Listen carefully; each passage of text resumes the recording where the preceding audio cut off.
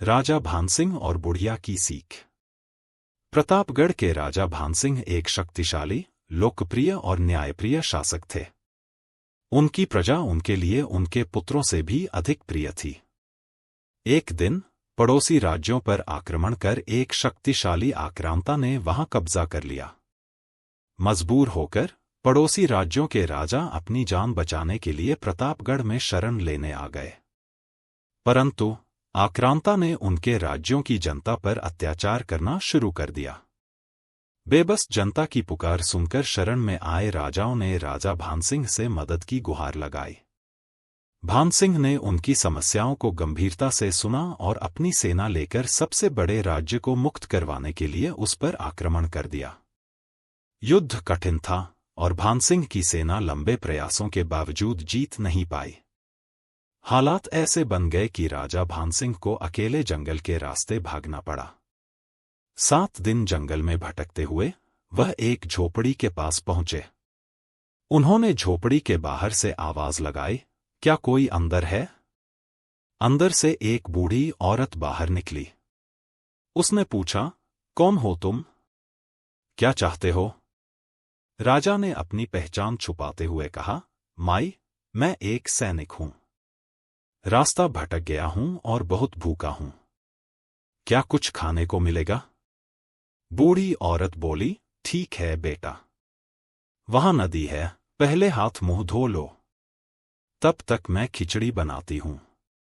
हाथ मुंह धोने के बाद राजा भूख से तड़पते हुए खिचड़ी खाने बैठे। जैसे ही उन्होंने खिचड़ी के बीच में हाथ डाला, उनका हाथ जल गया। वे दर्द से पीछे हटे। यह देखकर बूढ़ी औरत हंसने लगी और बोली, तू देखने में तो राजा भानसिंह जैसा लगता है और उसी जैसा मूर्ख भी है। राजा भानसिंह चौंक गए और बोले, माई, राजा भानसिंह तो प्रजा के लिए जान देने वाले हैं। वह पड़ोसी राज्यों को आक्रांताओं से बचाने के लिए संघर्ष कर रहे हैं। आपने उन्हें मूर्ख क्यों कहा? बुढ़िया बोली, बेटा, तूने जैसे गरम खिचड़ी के बिल्कुल बीच में हाथ मारा और हाथ जलवा लिया। यही अगर तू बिल्कुल किनारे से खिचड़ी खाना शुरू करता तो हाथ भी न जलता और खिचड़ी भी खा सकता था। ठीक उसी प्रकार राजा भानसिंह भी सबसे बड़े राज्य पर आक्रमण करने चला गया और हारने की राह पर चल रहा है। यही अगर पहले छोटे राज्य जीत लेता तो उसकी शक्ति भी बढ़ जाती और छोटे राज्य आसानी से मुक्त भी हो जाते। बूढ़ी औरत की बात सुनकर राजा भानसिंह को अपनी गलती का एहसास हुआ। उन्होंने झुककर उसके चरण स्पर्श किए और धन्यवाद दिया। अपने राज्य लौटकर उन्होंने सेना को फिर से संगठित किया। बूढ़ी औरत की सलाह मानते हुए सबसे पहले छोटे राज्यों को मुक्त करवाया। छोटे छोटे राज्यों को जीतने से उनकी शक्ति बढ़ गई और अंततः उन्होंने सभी राज्यों को आक्रांताओं से आजाद करवा दिया।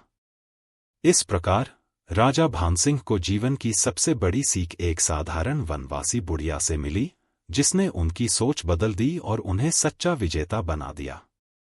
इस प्रेरक कहानी से हमें सीख मिलती है कि हर बड़ी समस्या को हल करने के लिए छोटे छोटे कदम उठाने से शुरुआत करनी चाहिए।